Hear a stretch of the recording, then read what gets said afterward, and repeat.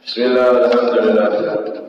Wassalatu wassalamu ala rasulillah Sayyidina Muhammad bin Abdullah wa ala alihi wa sahbihi wa man wala wa la hawla wa la quwwata illa billah. Rabbi shrah li sadri wa yassir li amri wa hlul 'uqdatam min lisani yafqahu qawli.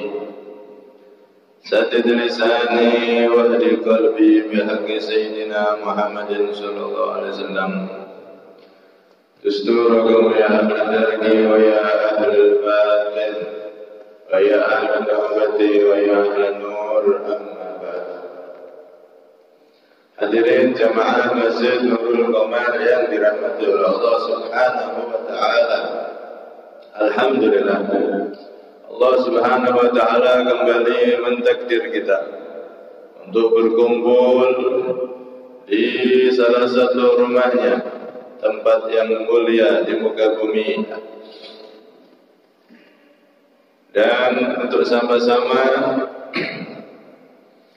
menggali ilmunya Nabi sallallahu alaihi wasallam. Semoga Allah Subhanahu wa taala memanjangkan umur kita di dalam ketaatan dan kesehatan.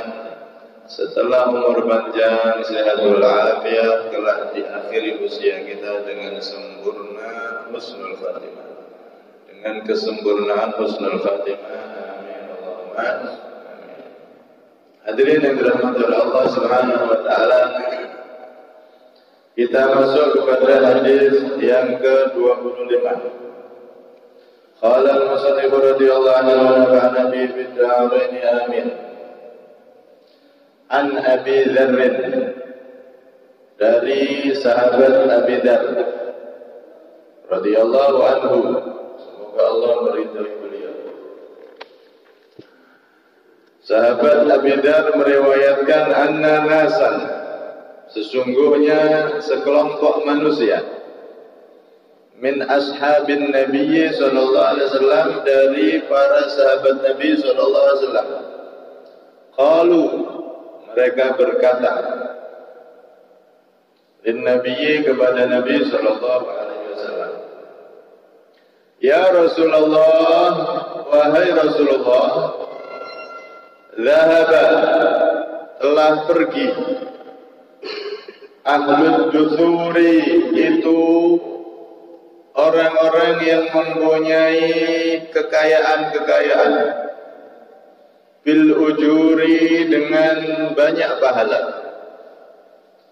yusalluna kama nusalli, yusalluna, mereka salat, kama nusalli, sebagaimana kami salat. Ini yang datang sekelompok manusia, sekelompok orang dari sahabat Nabi yang dalam keadaan tidak punya, alias fakir miskin. Ya Rasulullah, itu orang-orang kaya enak, mereka sholat sebagaimana kita sholat, pahalanya kita kalah sama mereka. Ayasumuna, dan mereka berpuasa, kama nasumu, sebagaimana kami berpuasa.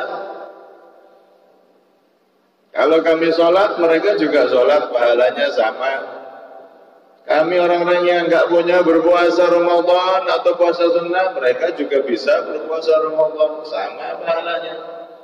Tapi wayatasaddaquna, dan mereka bisa bersedekah, bersedekah, bifuduli amwalihim, dengan kelebihan harta-harta mereka. Tapi kalau ini kami tidak bisa, ya Nabi. Mereka bisa bersedekah, bangun masjid, bantu engkau dalam perjuangan, bantu fakir miskin, santunan ini, santunan itu. Mereka bisa beribadah dengan hartanya, sedangkan kami tidak bisa. Kalau sholat, mereka bisa sama dapat pahala seperti kami.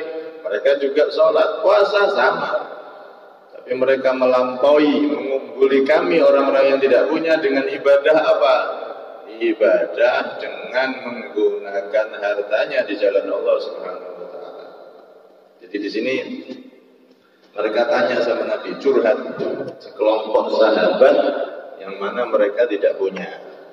Nah, dan kebanyakan ashabu Rasulullah, kebanyakan dari para sahabat Rasulullah adalah orang-orang yang tidak punya. Yang kaya cuman bisa dihitung. Sayyidina Utsman, Sayyidina Abdurrahman bin Auf dan seterusnya. Tapi kebanyakan orang-orang yang mengikuti Nabi, sahabat-sahabat Nabi, apalagi di fase-fase awal di Mekah, oh itu orang-orang yang nggak punya, budak, orang miskin, orang yang nggak punya, itu yang kebanyakan jadi pengikutnya Nabi. Kalau orang-orang kaya, mereka malu jadi pengikutnya Nabi Muhammad, sombong. Karena saat itu Nabi Muhammad hidup dalam keadaan sederhana. Hartanya Siti Khadijah yang begitu banyak diserahkan sama Nabi dan habis semua untuk perjuangan. Sudah dipakai semua oleh Nabi untuk memperjuangkan, menyebarkan Islam. Sehingga saat itu kebanyakan ashabu Rasulullah, orang-orang yang menjadi sahabat Nabi, lebih-lebih di fase-fase awal di Mekah, adalah orang-orang yang tidak punya. Nah, mereka datang kepada Rasulullah curhat. Lihat bagaimana para sahabat itu yang dipikiri pahala, yang dipikiri urusan akhirat, sampai kepikiran seperti ini. Ini sekelompok orang, ini bukan satu orang aja. Sekelompok sahabat Nabi yang tidak punya berbondong-bondong datang ke Nabi curhat. Rasulullah, ini kami ini nanti gimana di akhirat? Seakan-akan begitu. Orang-orang kaya bisa derajatnya lebih tinggi dari kami. Kami puasa, mereka puasa. Kami sholat, mereka sholat. Kami ikut engkau berjuang, berjihad, mereka juga ikut jihad, malah dengan hartanya. Sak wonge, sak hartane ikut semua. Lah kami cuma punya tenaga dong. Wah, nanti kami kalah ya Nabi di akhirat. Ini namanya dalam bahasa Arab itu ghibthah. Ghibthah, ada yang disebut ghibthah, ada yang disebut hasad. Sebetulnya hasad sama ghibthah ini bodoh, sama-sama aja, artinya maknanya kepingin atau iri. Cuman bedanya kalau hasad itu iri disertai pengen menghilangkan nikmat dari orang yang diirini. Contoh, ada tetangganya kaya, lancar segini, waduh, bisa orang itu melampaui saya, kayanya lebih seharusnya saya yang kaya seperti dia. Dia harus di bawah saya. Dia iri, kepengen nikmat yang ada pada orang lain, disertai pengen hilang itu nikmat. Berusaha untuk menghilangkan nikmat yang ada pada orang lain tersebut. Ini namanya hasad iri. Ini hukumnya tidak boleh, haram. Dan ini adalah dikatakan awalu maksiatin kanat hiyal hasad. Permulaan pertama kali maksiat yang mana Allah itu didurhakai dengan maksiat tersebut adalah hasad iri. Iri ini adalah maksiat pertama kali sebelum maksiat yang lain. Siapa yang bermaksiat? Iblis. Iblis iri sama Nabi Adam. Usjudu li Adam fasajadu illa iblis. Seluruh malaikat saat itu penduduk langit sujud kalian semua sama Nabi Adam. Sujud penghormatan, bukan sujud menyembah sebagai Tuhan, tidak. Sujud penghormatan. Akhirnya mereka menghormati sama Nabi Adam, semua sujud semua. Ya. Illa iblis, kecuali iblis. Iblis iri. Nah, kok bisa ini makhluk yang baru diciptakan? Saat itu iblis saja lihat bagaimana Nabi Adam itu seperti adonan roti, dari gumpalan tanah yang diaduk seperti roti tepung yang diaduk itu. Iblis lihat, ini siapa ini? Nanti akan jadi makhluk namanya manusia. Dia lihat bagaimana proses dibuatnya Nabi Adam. Dari seluruh sari-sari tanah dikumpulkan oleh Allah dan diproses dengan kayak proses roti itu diaduk, adonannya diaduk. Iblis tahu dari awal diaduk dimulainya penciptaan Nabi Adam. Ini sudah jadi Nabi Adam disuruh sujud semua. Iblis irilah, kok bisa? Harusnya ya saya yang dapat nikmat seperti itu. Semuanya harus sujud ke saya, hormat ke saya. Iri karena dia dari tanah dan iblis dari api. Kok malah yang diunggulkan oleh Allah adalah yang dari tanah alias Nabi Adam. Nah, iri ini, hasud ini adalah maksiat pertama kali yang dilakukan oleh makhluknya Allah SWT, yakni dilakukan oleh iblis. Karena itu bahaya ini. Kalau sudah orang itu iri, nanti akan timbul penyakit hati lagi, yaitu sombong. Kalau sudah iri, jadinya dia merasa lebih mulia, sombong. Terus setelah itu, tambah lagi terus. Awal mula akar dari semua maksiat itu gara-gara iri. Alhamdulillah, amin. Kalau iri disertai pengen hilang itu nikmat dari temannya, dari tetangganya, dari orang lain, maka ini iri yang dilarang. Tapi kalau ghibthah itu iri, kepengen seperti orang lain, tapi tidak pengen hilang, nggak pengen ngilangin nikmat. Pengen niru, pengen sama dapat nikmat yang seperti itu. Ini namanya iri atau ghibthah yang dianjurkan malah. Lebih-lebih kalau untuk urusan akhirat maka dianjurkan. Kenapa? Karena ini akan jadi dorongan agar kita selalu berlomba-lomba di dalam kebaikan. Teman saya kok bisa ya istiqomah 5 waktu di masjid. Wah, pengen saya kayak gitu. Tapi kok saya masih punya sibukan ini, sibuk itu. Waduh, jadi pengen jamaah full 5 waktu. Akhirnya karena lihat temennya termotivasi, pengen saya seperti dia. Akhirnya pekerjaannya diatur atau dikurangi sedikit-sedikit sehingga sholat waktunya bisa di masjid. Kepengen niru, kepengen dapat nikmat sebagaimana temennya atau tetangganya atau orang lain disertai tidak ingin hilang itu nikmat. Ini namanya ghibthah. Iri yang terpuji. Keinginan hati, kepinginan hati yang dipuji, yang dianjurkan. Oh, kita lihat, ini orang kaya raya itu enak ya. Dia bisa sedekah sana, bangun masjid, masya Allah, sedekahnya banyak. Bangun madrasah, bangun tempat pendidikan, bangun pesantren, masya Allah orang itu kalau sudah nyumbang itu wis tidak hitungan, banyak. Ya Allah, pengen saya jadi orang kaya seperti dia. Pengen niru, pengen dapat nikmat sebagaimana orang yang dia lihat, tapi tidak pengen hilang itu nikmat dari orang tersebut. Ini namanya ghibthah. Ghibthah itu iri tapi bagus. Makanya dalam hadis yang lain Nabi pernah mengatakan, la hasada illa fitnatain. Tidak ada iri, nggak boleh iri kecuali dalam 2 hal. Nah, 2 hal ini boleh iri. Siapa itu? Pertama, rajulun atahullahu ilman. Sama Nabi SAW. Seseorang yang dia itu diberi ilmu, kemudian dia menyampaikan ilmunya kepada orang lain dengan ikhlas, tujuannya ingin dapat ridho Allah Subhanahu Wa Taala. Dia berdakwah seperti para ulama, para kiai besar itu. Siang malam ngajar ilmu, siang malam menyampaikan ilmu ke sana kemari. Tujuannya ikhlas karena Allah. Orang yang seperti ini kita dianjurkan untuk kepingin, ya Allah, pengen saya jadi seperti orang alim itu, ahli dakwah, ahli ini, ahli itu. Dengan kepingin seperti itu kita akan dapat pahala yang sama. Kemudian yang kedua, orang yang diberi harta, kemudian dia pakai harta tersebut jor-joran untuk kebaikan. Kalau sudah untuk kegiatan yang positif, yang baik, seperti tadi itu, bantu masjid, bantu ini, bantu itu, dia jor-joran.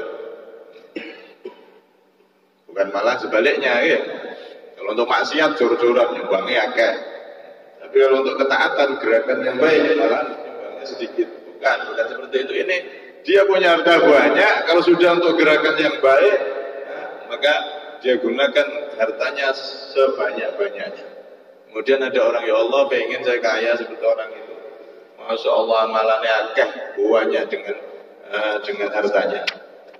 Nah, nanti di dalam hadis yang lain nanti akan dikumpulkan itu di hari kiamat orang yang melihat seorang alim ahli dakwah, kemudian di hatinya pengen, ya Allah, dengan saya bisa seperti itu, ya Allah, dengan anak saya nanti seperti itu. Saya pengen sebagaimana dia berjuang, ya Allah, dengan ilmunya. Ya Allah, dengan saya punya harta banyak seperti itu, saya pengen, ya Allah, berjuang dengan harta seperti dia berjuang dengan hartanya. Maka orang yang kepingin seperti ini, iri, lihat seperti itu 2 orang ini, maka nanti di hari kiamat pahalanya akan diberi pahala yang sama oleh Allah Subhanahu Wa Taala. Karena itu kepengen niru bagus, iri dalam kebaikan itu dianjurkan. Dianjurkan. Sebagaimana ini para sahabat datang ke Nabi Muhammad, ya Rasulullah, kami sholat, orang-orang kaya sholat, pahalanya sama, mereka dapat pahala sholat, kami dapat pahala sholat. Ya Rasulullah, kalau kami puasa dapat pahala puasa, mereka juga bisa puasa, mereka juga puasa Ramadan, sama. Kami dapat pahala sholat, mereka dapat pahala sholat, kami dapat pahala puasa, mereka dapat pahala puasa. Semua amal ibadah itu mereka bisa dapatkan ya Rasulullah. Kami etikaf di masjid, kami duduk bersimpuh di depanmu, hadir di majlismu, menimba ilmu darimu, menimba hadis darimu. Mereka juga ikut nimbrung, ikut hadir, sama. Tapi ada satu ibadah yang kami nggak bisa ya Rasulullah. Yaitu apa? Dengan harta tadi itu. Kalau mereka orang kaya itu ibadah dengan hartanya, mengeluarkan hartanya, sudah kami nggak bisa apa-apa ya Rasulullah. Kami nggak bisa niru pahala yang mereka dapatkan dengan harta. Curhat seperti itu sama Rasulullah. Maka apa jawaban Nabi untuk sahabat-sahabatnya yang sedang galau mikiri pahala yang nggak bisa dicapai. Nah, kita orang kan boten ya. Galau, pusing, mumet, mikir utang. Kalau pusing mumet, nek sawite panennya kurang. Ini mereka mumet, pusing, galau sampai datang ke Nabi, mikiri pahala yang kurang. Aduh, ada satu pahala yang kita tidak bisa dapat ini. Kumpul bareng, bareng-bareng ke Rasulullah. Masya Allah, ini gambaran para sahabat dulu. Nah, yang jadi pikiran mereka, fokus hidup mereka itu gimana dapat ridho Allah, pahala sebanyak-banyaknya, jangan sampai kalah dengan temannya, saling berlomba-lomba di dalam kebaikan, dalam meraih pahala yang sebanyak-banyaknya di sisi Allah Subhanahu wa Ta'ala. Mereka galau, aduh ada satu pahala yang kita nggak bisa dapat ini teman-teman. Itu orang-orang kaya dengan hartanya udah dapat pahala sedekah, kita nggak bisa ini, gimana ini? Kalah kita sama pahala sama mereka. Pusing mikir itu, mereka bareng datang ke Nabi, dijawab sama Nabi dengan jawaban apa? Qala, bersabda itu Rasulullah, awalaisa qad ja'alallahu lakum ma tasaddaqun. Bukankah benar-benar Allah telah menjadikan untuk kalian ma tasaddaqun, sesuatu yang bisa kalian jadikan sedekah. Artinya di sini Nabi menggambarkan sedekah itu tidak harus dengan pahala. Ya kalau orang kaya sedekah ya dengan hartanya. Tapi kalau kalian yang belum punya harta, maka sedekah tidak harus dengan harta. Kemudian dilanjutkan oleh Rasulullah, inna bikulli tasbihatin sedekah. Sesungguhnya di setiap tasbih subhanallah, kalimat subhanallah itu sedekahun, mengandung pahala sedekah. Jadi di sini Rasulullah menyuruh mereka untuk memperbanyak zikir subhanallah, tasbih. Wa kulli takbiratin sedekah. Setiap takbir bacaan Allahu Akbar itu juga mengandung pahala sedekah. Kalau kita lihat ada orang kaya bersedekah dengan hartanya, kamu yang nggak bisa ikut sedekah, ganti dengan bacaan subhanallah, Allahu Akbar. Terang pikir-pikir itu. Wa kulli tahmidatin, dan setiap tahmid yaitu bacaan alhamdulillah sedekahun, ada pahala sedekah. Wa kulli tahlilatin, setiap bacaan tahlil, bacaan la ilaha illallah sedekahun, itu juga jadi sedekah. Wa amrun bil ma'rufi sedekah. Nah, di sini Rasulullah mengarahkan mereka orang-orang yang datang tersebut, para sahabat yang tidak punya tadi, untuk memperbanyak kalimat-kalimat zikir ketika melihat orang kaya sedekah banyak dengan hartanya. Maka kalau pengen dapat pahala sedekah seperti mereka, perbanyak zikir yang banyak. Baca zikir yang banyak. Subhanallah boleh, subhanallah, subhanallah, subhanallah boleh. Allah Akbar, Allah Akbar, Allah Akbar boleh sebanyak-banyaknya. La ilaha illallah, la ilaha illallah boleh. Atau alhamdulillah, alhamdulillah, alhamdulillah juga boleh. Nah, jadi di sini Rasulullah ngasih solusi kepada para sahabat yang sedang galau tadi itu, mikiri pahala sedekah yang tidak bisa dicapai. Ternyata bisa dicapai pahala sedekah itu. Sedekah orang-orang kaya dengan harta mereka itu juga bisa didapatkan jika orang-orang yang tidak punya mau memperbanyak bacaan-bacaan zikir yang bagus tadi itu. Alhamdulillah, subhanallah, Allah akbar, la ilaha illallah. Itu semuanya adalah mengandung pahala sedekah. Masyaallah. Diriwayatkan dari Ummi Hani binti Abi Thalib.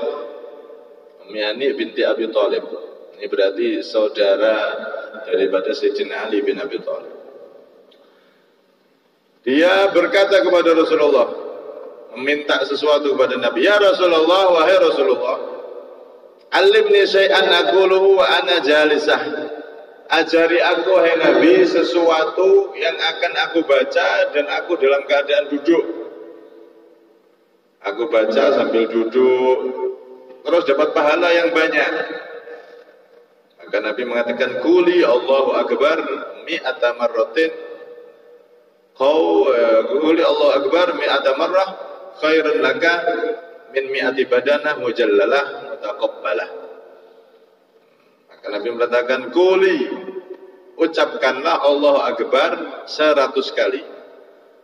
Maka itu lebih baik daripada engkau bersedekah 100 onta yang istimewa. Masya Allah. Ini subhanallah, Allah Akbar 100 kali itu lebih baik. Kamu duduk di rumah, kamu baca Allah Akbar 100 kali itu lebih baik daripada sedekah 100 onta. Quli subhanallah mi'ata marrah khairun laka min mi'ati farasin fi sabilillah. Ucapkan subhanallah 100 kali. Itu lebih baik bagimu daripada 100 kuda yang engkau sedekahkan fi sabilillah. Sedekahkan untuk berjuang, berperang melawan orang-orang kafir yang memusuhi Islam. Insyaallah. Subhanallah 100 kali. Itu bisa mengimbangi sedekahnya orang kaya 100 kuda untuk berjuang fisabilillah. Qul alhamdulillah mi'a marrah khairun laka min mi'ati raqabah min waladi Ismail ta'taqihim. Bacalah engkau alhamdulillah 100 kali.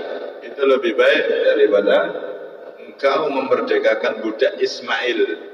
Budak keturunan Nabi Ismail. Budak Ismail itu budak yang paling mahal. Ibarat mobil yang paling mahal.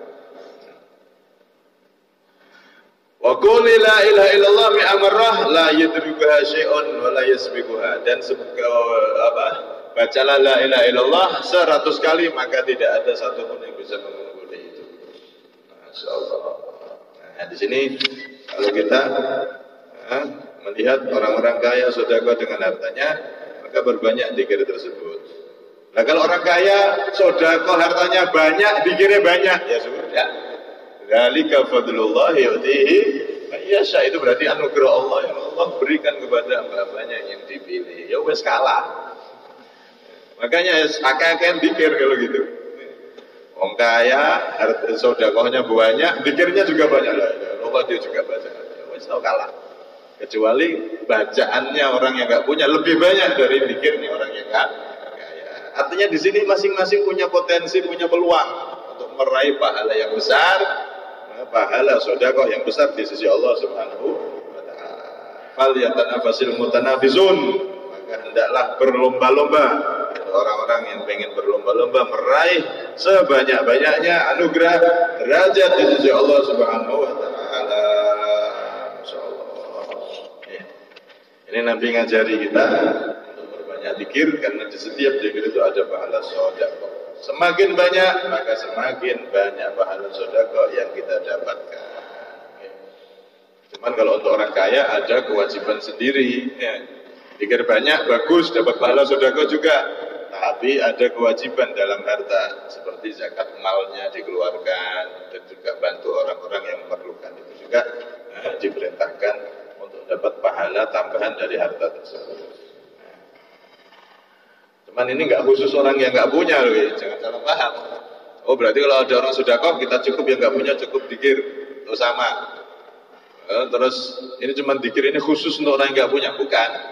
Dikir ini subhanallah, alhamdulillah, la ilaha illallah, semuanya berpahala sedekah, itu diberikan kepada siapapun, baik orang kaya ataupun orang yang tidak punya. Karena itu tadi itu, kalau sudah orang kaya, sedekahnya harta banyak, dikirnya juga lebih banyak dari nggak punya, ya sudah kalah berarti. Nah, pengen melampaui yang kaya, dikirnya harus 2 kali lipat, 3 kali lipatnya baru bisa melampaui ya kan?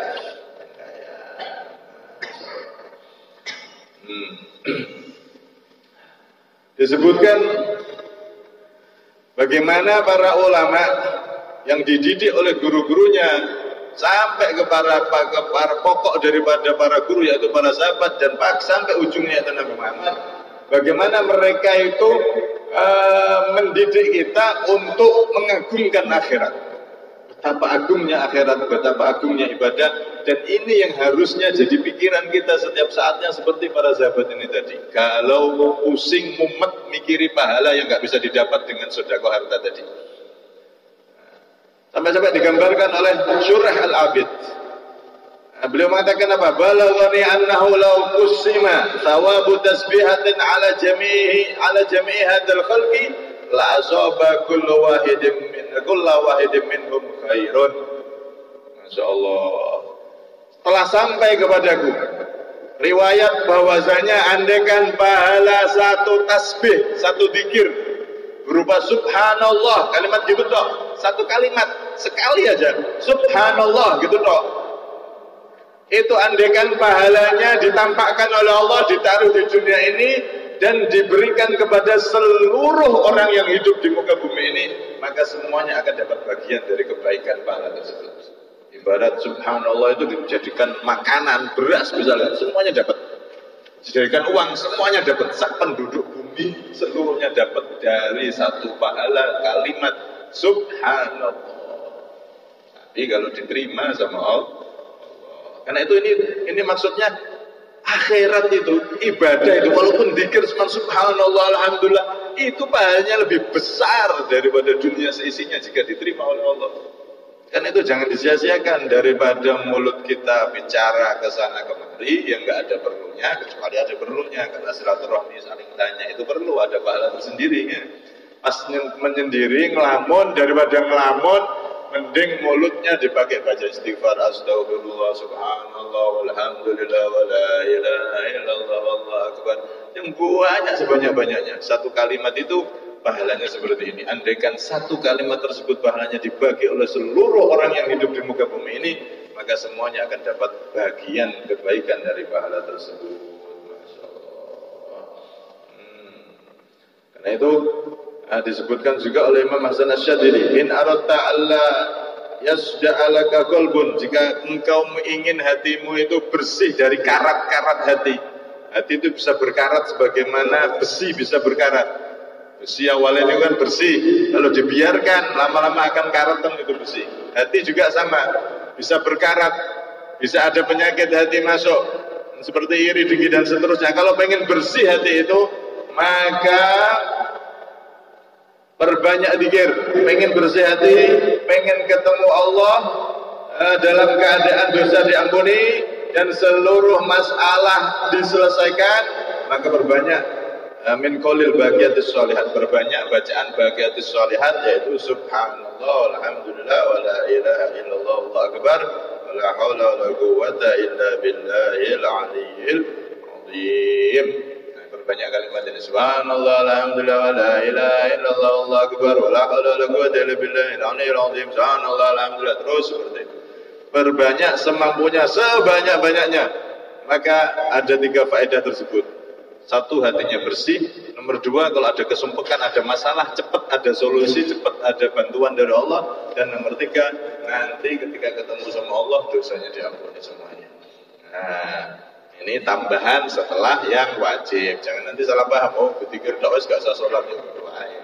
Salat yang wajib dilaksanakan dan ditambahi zikir-zikir yang banyak, maka kita akan jadi orang yang mulia di sisi Allah Subhanahu wa taala. Ya, semoga kita kita semua tercatat menjadi hamba-hamba Allah yang diberi taufik oleh Allah, bisa memanfaatkan semua peluang, semua pemberian yang diberikan oleh Allah. Saat kita diberi harta, maka kita bisa memanfaatkan harta tersebut untuk membuahkan ridho dan pahala dari Allah.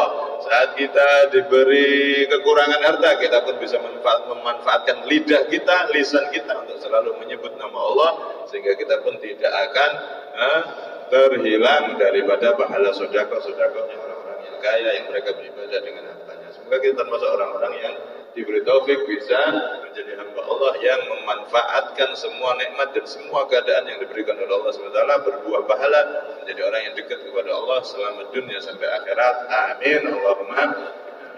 Insyaallah akan kita teruskan selanjutnya. Semoga khususnya kita yang hadir dan seluruh keluarga kita menjadi diberikan umur panjang, sehat walafiat, dalam ketaatan fi ta'atin Allah Jalla. Amin. Allahumma amin. Bismillahirrahmanirrahim. Bismillah.